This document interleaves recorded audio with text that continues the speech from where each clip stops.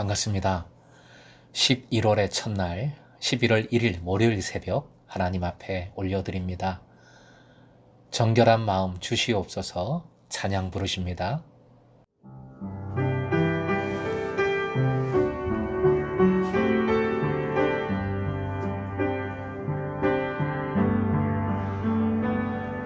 정결한 마음 주시옵소서 주님, 정직한 영을 새롭게 하소서. 나를 주님 앞에서 멀리 하지 마시고 주의 성령을 거두지 마옵소서. 그 구원의 기쁨 다시 회복시키시고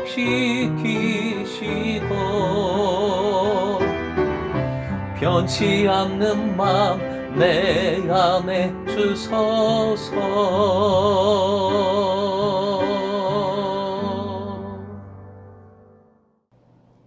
오늘 11월 첫날의 말씀은 창세기 38장 15절에서 23절까지입니다. 함께 읽겠습니다. 그가 얼굴을 가리었으므로 유다가 그를 보고 창녀로 여겨 길 곁으로 그에게 나아가 이르되 청하건대 나로 내게 들어가게 하라 하니 그의 며느리인 줄을 알지 못하였음이라. 그가 이르되 당신이 무엇을 주고 내게 들어오려느냐. 유다가 이르되 내가 내 떼에서 염소 새끼를 주리라. 그가 이르되 당신이 그것을 줄 때까지 담보물을 주겠느냐. 유다가 이르되 무슨 담보물을 내게 주랴. 그가 이르되 당신의 도장과 그 끈과 당신의 손에 있는 지팡이로 하라. 유다가 그것들을 그에게 주고 그에게로 들어갔더니 그가 유다로 말미암아 임신하였더라. 그가 일어나 떠나가서 그 노울을 벗고 가후의 의복을 도로 입으니라. 유다가 그 친구 아둘람 사람의 손에 부탁하여 염소 새끼를 보내고 그 여인의 손에서 담보물을 찾으려 하였으나 그가 그 여인을 찾지 못한지라. 그가 그곳 사람에게 물어 이르되 길 곁 에나임에 있던 창녀가 어디 있느냐. 그들이 이르되 여기는 창녀가 없느니라. 그가 유다에게로 돌아와 이르되 내가 그를 찾지 못하였고 그곳 사람도 이르기를 거기에는 창녀가 없다 하더이다 하더라. 유다가 이르되 그로 그것을 가지게 두라. 우리가 부끄러움을 당할까 하노라. 내가 이 염소 새끼를 보냈으나 그대가 그를 찾지 못하였느니라. 오늘의 기도 제목, 세상의 영광이 아니라 무조건 주님의 길로 가게 하소서. 세상의 영광이 아니라 무조건 주님의 길로 가게 하소서. 시아버지 유다는 마지막 세 번째 아들까지도 죽을까봐 그 아들이 어리다는 핑계로 다말을 집으로 돌려보냈죠. 일종의 소박을 놓은 것이지요. 다말이 결국 일을 냅니다. 그녀의 과감하고도 치밀한 전략을 보십시오. 깜짝 놀라게 됩니다.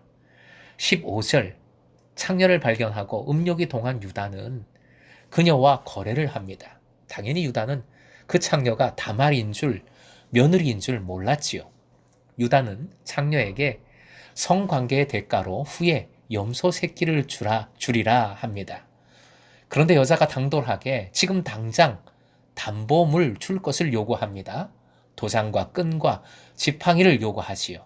다말이 요구한 것은 개인의 권리와 권위를 나타내는 매우 소중한 것입니다.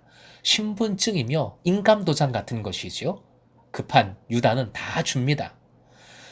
다말의 파격적인 행동은 시부를 연모해서 한 것도 아니지요. 약속 불이행에 대한 복수도 아닙니다. 성경은 그 이유를 정확하게 말하고 있어요. 본문 직전 14절의 하반절 다시 한번 쉬운 번역으로 읽어봅니다. 그것은 막내 아들 셀라가 이미 다 컸는데도 유다가 자기와 셀라를 짝지어 주지 않았기 때문이다. 이 말씀의 초점은 짝지어줌, 결혼이 아니지요. 바로 짝지어줌을 통해서, 결혼을 통해서 얻는 자녀가 초점입니다. 즉 다말의 소망은, 꿈은 오직 하나, 이스라엘의 씨를 갖는 겁니다. 이것이 다말의 모든 꿈이었습니다. 이 꿈은 하나님의 꿈과 일치하지요. 지금 하나님의 목표는 아브라함에게 전에 하신 약속을 이루시어 이스라엘의 자손을 풍성케 하시는 것이니까요. 우리의 시각으로는 다말의 열망과 그 시련이 매우 이상해 보입니다. 하지만 하나님 나라의 개념으로는, 하나님께서 보시기에는 무척 아름다운 열망이고 열정인 겁니다. 남편이 죽고 시동생이 들어와서 관계를 가지면서 피임할 때 다말은 얼마나 굴욕적이었을까요? 말도 할 수 없었을 겁니다. 그래도 포기하지 않았습니다. 포기할 수 없습니다. 무슨 수를 쓰더라도 이 꿈을 이루어 하나님의 복을 붙들고 싶었던 것이 다말의 마음 아니었을까요?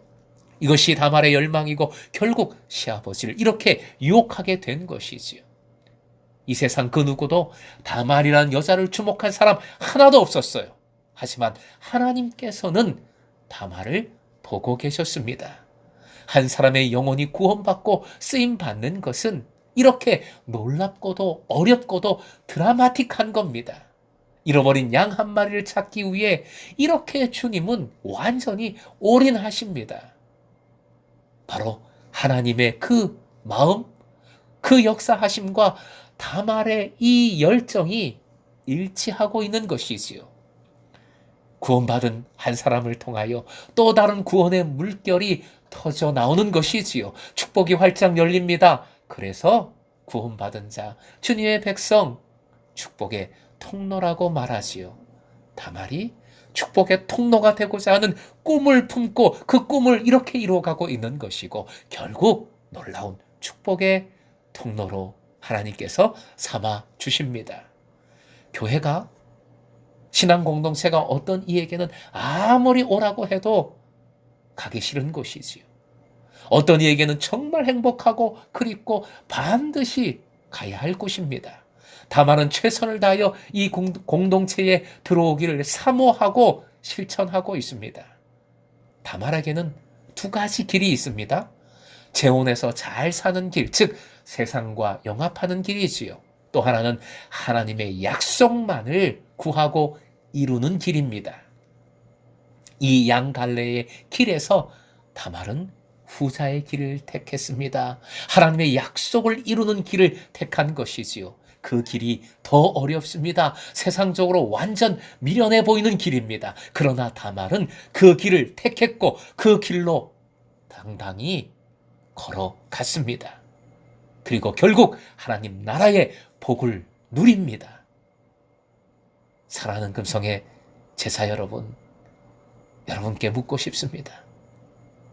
우리들 자신에게 물어야 하는 질문이 생깁니다. 여러분은 어떤 길을 가고 계십니까? 우리는 지금 무엇을 택하고 있습니까?